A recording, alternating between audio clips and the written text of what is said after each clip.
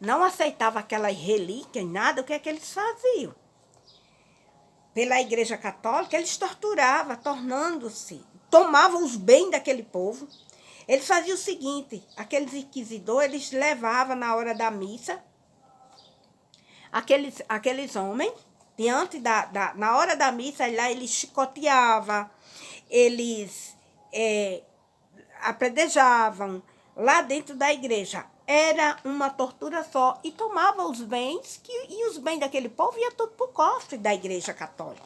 E cada dia mais a Igreja Católica era uma coisa terrível. Então, que a Igreja Católica, ela apagou a luz. A luz do conhecimento os cientistas foram muito censurados. Não podia nem expressar a sua ideia sobre Jesus, porque eles eram mortos. E a luz apresentava o quê? A tocha do conhecimento, da sabedoria, como a estátua da liberdade. Por isso que foi dado o nome da estátua da liberdade, né? Porque era uma tocha da liberdade, e por isso a estátua da liberdade. A igreja ia contra os científicos e era contra tudo da Bíblia. Por isso que se tornou a Idade das Trevas, porque a Igreja Católica, ela pagou a luz da igreja. Então, esses séculos anteriores de heresia, era uma crença de teologia, né? A história da fé cristã, ninguém sabia necessariamente o que era verdade, até que se desenvolveu alguns ensinamentos específicos. E os líderes da igreja primitiva, né, que tinha dado para aquele ensinamento, alguns ainda seguiam e ficavam escondidos. Guardavam para si mesmo, porque não queria ir para aquela igreja, porque se tornou uma igreja universal. E essa aquisição aconteceu no século XII, XIII e XIV. E antes disso, dessa tortura, eles tinham a mania de excomungar a pessoa.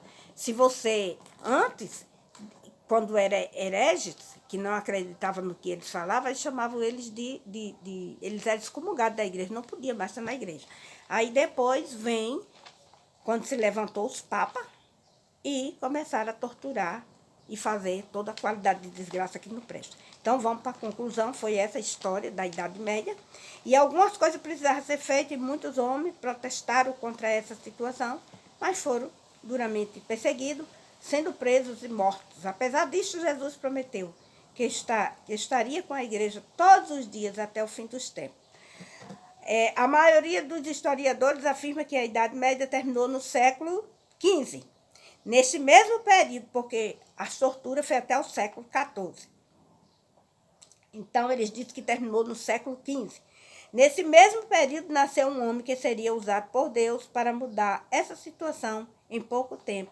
Grandes coisas, de fato, aconteceriam. Então, vai vir aí na próxima a dupla dinâmica, né? Então, após 300 anos de perseguição, a igreja encontrava-se em tranquilidade, desejava poucos tranquilos.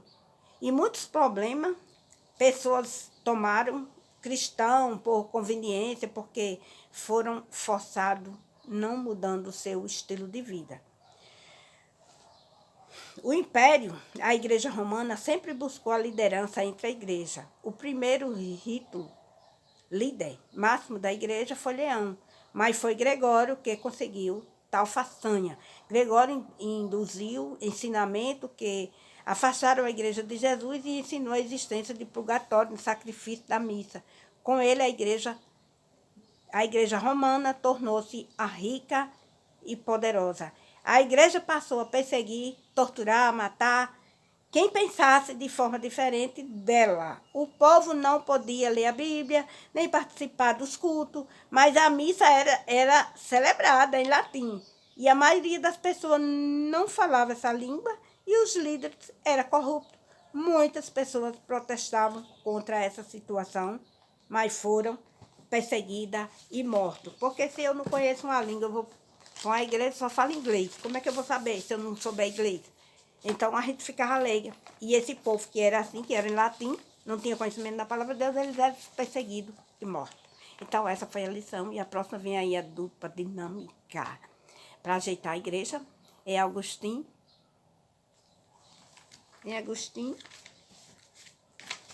E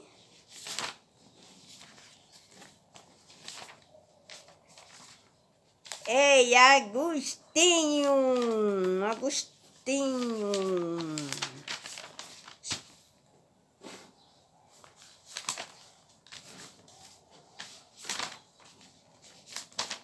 A reforma protestante que vem aí. Agostinho e Calvin. Então, é isso que a gente vai ver na próxima lição. E vamos orar. Querido Deus eterno Pai, glorificado, exaltado o teu nome, Senhor. Te agradecemos, Pai, por mais uma aula, mais um conhecimento que nós adquirimos da igreja, Senhor, da igreja passada e que está aqui os dias atuais. Pai, em nome de Jesus, Senhor, nos dá uma semana de bênção, de vitória, de sabedoria, entendimento da tua palavra, Pai, para que nós possamos seguir em frente, caminhar e olhar só para ti.